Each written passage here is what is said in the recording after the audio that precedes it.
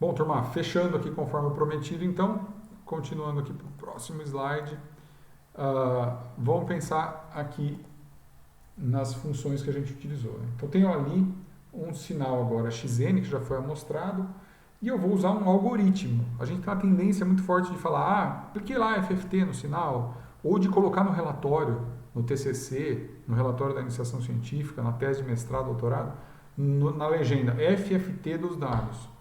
FFT é um algoritmo. Um algoritmo, se estiver programado, eu colocar uma entrada, ele dá uma saída. Quem dá a interpretação para esse dado é a pessoa, é o usuário, e é aí que eu vou agregar valor, conhecimento naquilo que eu estou fazendo. Então, vamos pensar nesse aspecto aí. O que acontece com isso? Quem que é esse meu x de k? Se o dado meu no domínio do tempo é periódico, como está aqui, eu vou ter uma coleção de pontos no domínio da frequência. Essa coleção de pontos aqui representa uma série de Fourier. Então, de fato, você consegue reconstruir esse dado somando senos e cossenos que têm uma amplitude mostrada aqui por essa quantidade de valores. Então, um monte de valor zero e um valor aqui de 20 Hz tem um. Se você fizer seno de 20 Hz, você vai chegar nisso aqui. Essa é a mensagem, certo? Tá. E no sinal aleatório? Não, sinal aleatório não. Não adianta somar esse monte de senos aqui, que você não vai chegar no sinal aleatório. Você vai chegar assim no que a gente chama de um sinal pseudo-aleatório.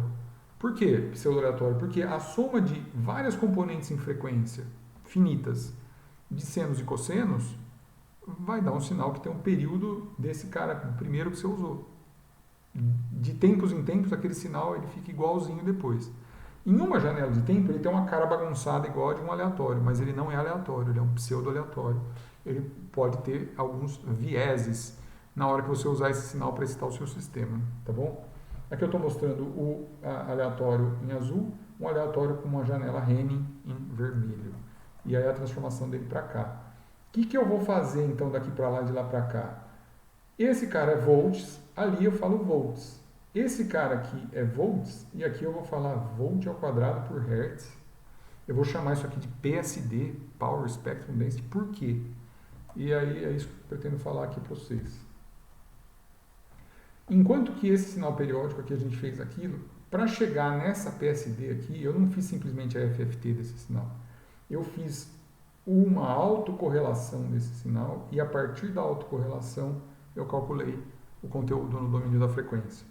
A autocorrelação envolve fazer um produto, na sua versão discretizada, mas similar ao da convolução. Então, eu vou pegar o sinal, vou multiplicar ele por ele mesmo e fazer integral. Aí eu vou dar um passo para frente, vou multiplicar por ele mesmo, fazer integral e vou fazendo isso repetidamente. Quando eu fizer esse processo todo, eu tenho como resultado desse integral um sinal que tem o valor do quadrado do original. E por isso que está esse quadrado aqui, por isso que a gente vai falar em termos de Power Spectrum Density. E como é um sinal de natureza não harmônica, não periódica, eu usei uma densidade espectral, eu dividi ele por um delta F e cheguei nisso aqui. Resultado é que se eu fizer a soma integral desta curva, lembrando que ela vai ter uma área associada com cada ponto desse aqui, essa área tem a ver com ΔF, né? Eu vou somar as áreas dos retângulos. O que eu vou fazer? Um retângulo tem uma altura e uma base, essa base tem unidade Hertz, some esse Hertz daqui. O que sobra no final é uma coisa que está ao quadrado e que é a média quadrática do sinal. Então é dessa forma que eu interpreto essa análise. Então os sinais periódicos vão dar um espectro, autocorrelações vão dar PSDs e correlações cruzadas vão dar espectros cruzados ou cross espectros. O que é isso aqui? Isso aqui é a mesma coisa que eu acabei de dizer para vocês quando eu uso dois sinais diferentes, uma aceleração e uma força, por exemplo, uma velocidade de volume e uma pressão acústica, uma força e uma deformação, e por aí vai. Tá?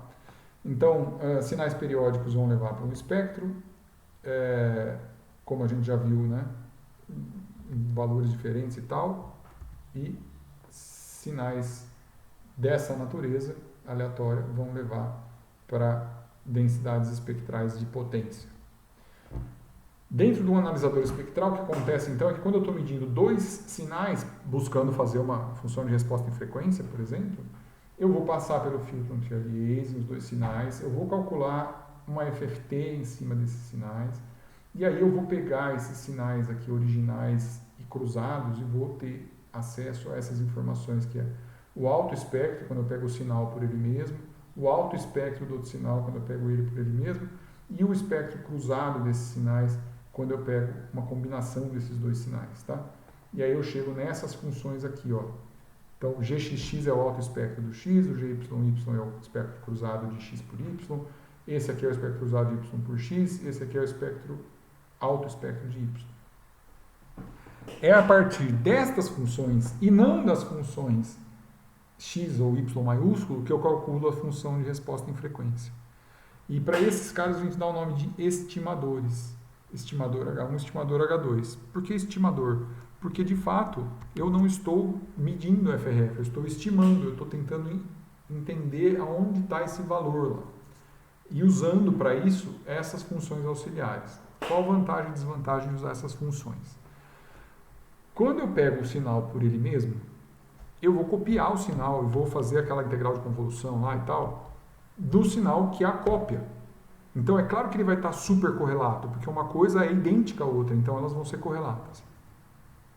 Quando eu pegar dois sinais diferentes, duas acelerações, uma aceleração e uma força, coisas diferentes, o que eu espero obter com essa correlação é o que tem no sinal 1 de comum com o sinal 2. O que eles têm em comum? E quando eu descobri o que eles têm em comum, quer dizer que eu estou tratando de um sistema, entrada e saída, estou olhando para a saída do sistema, vendo o que tem a ver daquela saída com a entrada, então a resposta particular da IDO e tal, tem a ver com isso. Se esse sistema é linear, essas coisas vão ser correlatas, se ele for não linear, não vai ser correlato. E aí uma coisa que eu não falei até agora, que é o ruído.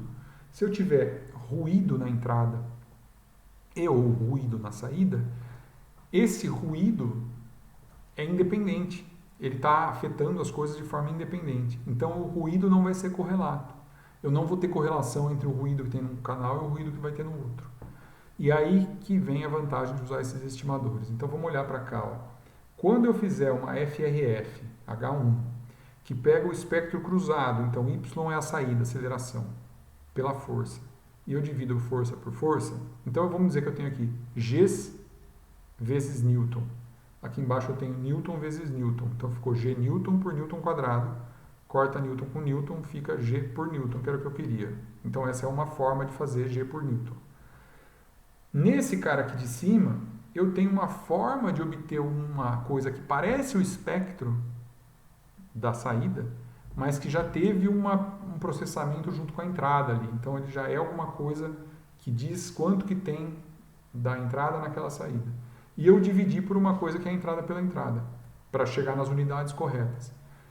Esse cara de cima está livre de ruído, ou pelo menos protegido de ruído, enquanto que esse aqui de baixo, não, que é uma cópia dele mesmo, o ruído que está lá é o mesmo, então ele tem ruído. Esse outro aqui, por outro lado, ó, ele pega o G, então aceleração, aceleração, aceleração ao quadrado, e divide por G Newton. E aí corta G com G e fica G por Newton de novo.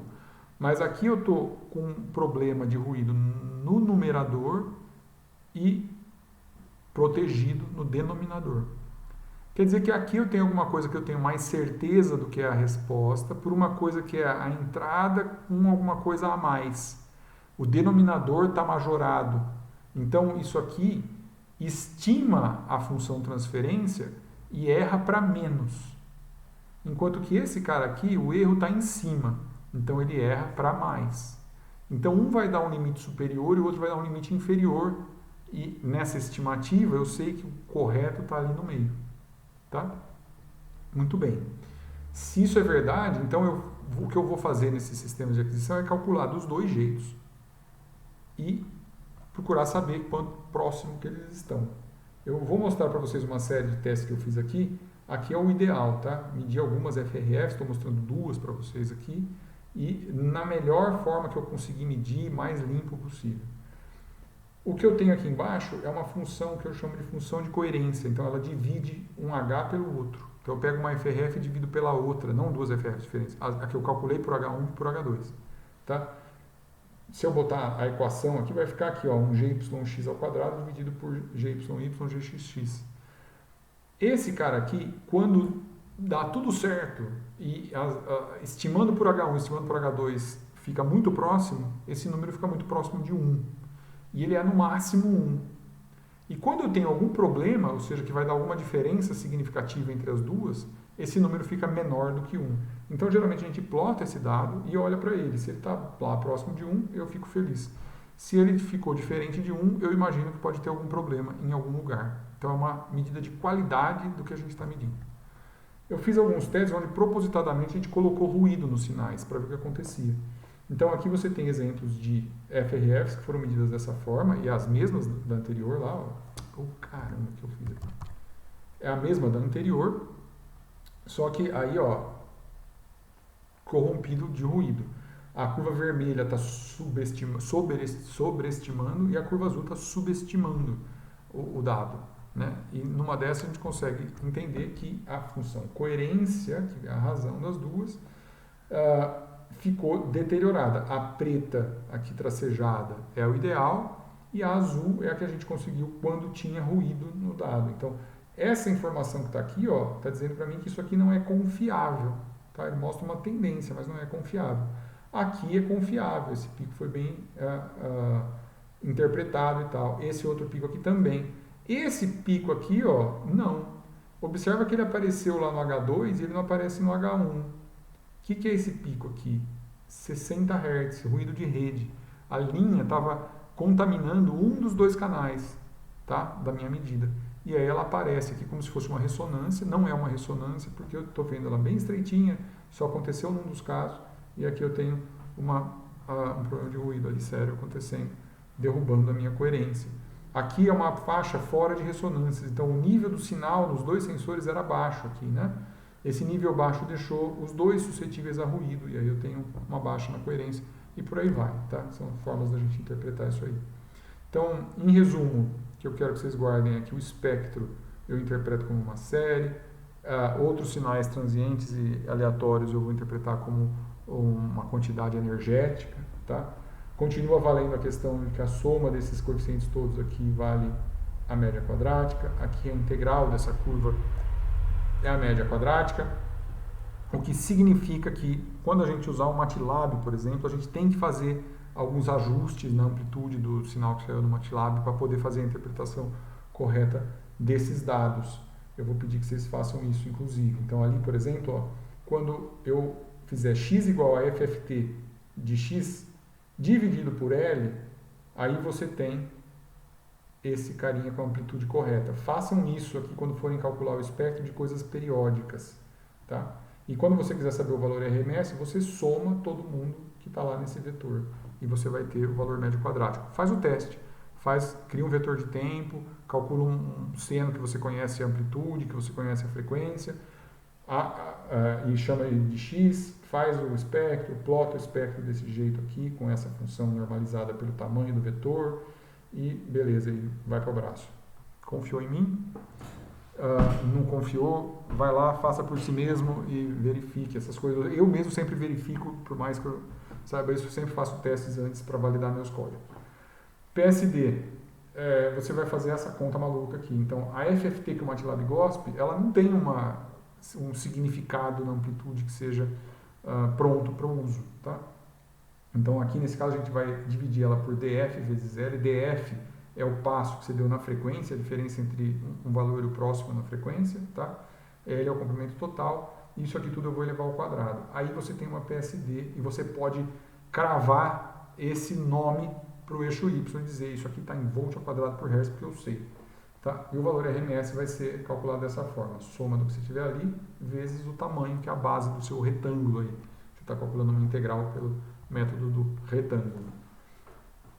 Pessoas, naqueles tempos áureos que a gente fazia prática de laboratório, e que não estão na ementa do curso, essa era uma das práticas que a gente fazia para visualizar. Vou trazer aqui só para mostrar para vocês um exemplo. Né? Então eu pegava lá um teclado, a gente pegava o sinal que saía lá do teclado, olhava no osciloscópio, via a carinha dele, então media aqui, mudava o timbre para instrumentos diferentes e via como é que muda essa curva aqui, como é que ela fica com uma cara diferente e tal. E depois pegava esse dado, salvava no pendrive e fazia as análises, tentava fazer a, a FFT no MATLAB, aí fazia a transformada inversa, tentava chegar de novo na curva no tempo, ouvia aquela curva que a gente tinha acabado de medir e tal. Isso brincando de FFT e FFT no MATLAB. Inclusive eu olhava para espectros diferentes, de sons diferentes, e via como é que ficava isso e tal. Uma coisa bacaninha, fica aí só como um gatilho para vocês, tá?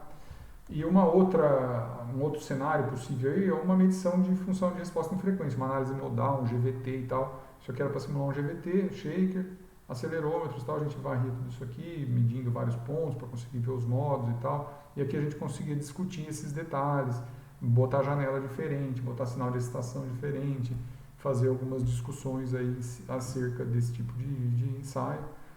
Quem tiver interesse, curiosidade e tal, eu ofereço uma disciplina optativa que é ruído e vibrações em máquinas e veículos. Assim que a gente voltar a ter conteúdo presencial, eu pretendo voltar a oferecer essa optativa, e aí a gente tem atividades de laboratório que eu posso passar por esses conceitos todos aí. Então, os que tiverem interesse em se aprofundar um pouco mais nessa área, fica o convite, tá bom? E para fechar, então, a gente falou então do analisador espectral, aspectos práticos, isso tudo, falou que é responsabilidade do usuário fazer a escolha e a interpretação correta desses dados, tá? Falei agora rapidamente no final sobre os estimadores, como que a gente usa, para que existem, não são só esses, tá? A gente tem o H3, o HV, tem outros estimadores, mas esses dois fundamentais aí para a gente conseguir fazer pelo menos a avaliação da função coerência e tal, que é essa outra função que eu acabei de introduzir, e é isso, meu povo. Tá? A bibliografia que eu usei para montar esse tópico inclui principalmente, né, essas referências que vocês estão vendo aqui. O Modern Digital Signal Processing é um deles. O livro do McConnell e Varoto tem bastante coisa também nessa parte da transformada do domínio tempo-frequência, autocorrelação, relação entre autocorrelação e PSDs e tal. A parte de aleatório é uma disciplina em si só, e tá, por exemplo, nesse livro do Newland, e fora os nossos Balbino e o Doblin, que foram os livros que a gente foi usando durante o curso todo aí. Ficam aqui umas outras fontes, caso vocês tenham curiosidade de se aprofundar um pouco mais na questão de Fourier e suas aplicações, não só no domínio do tempo, mas em outros domínios. Canais bem bacanas, por acaso, esse Tree Blue One Brown aqui é um que eu recomendo bastante. Tá? O Smarter Everyday vai mostrar aquelas bolinhas lá com os versores girando um em volta do outro. E aulas do João é um aluno da MK que fez alguma coisa sobre esse assunto também, e eu deixei o link do canal dele do YouTube aqui para vocês. Ficamos por aqui então, até a nossa aula presencial. Um abraço, até mais.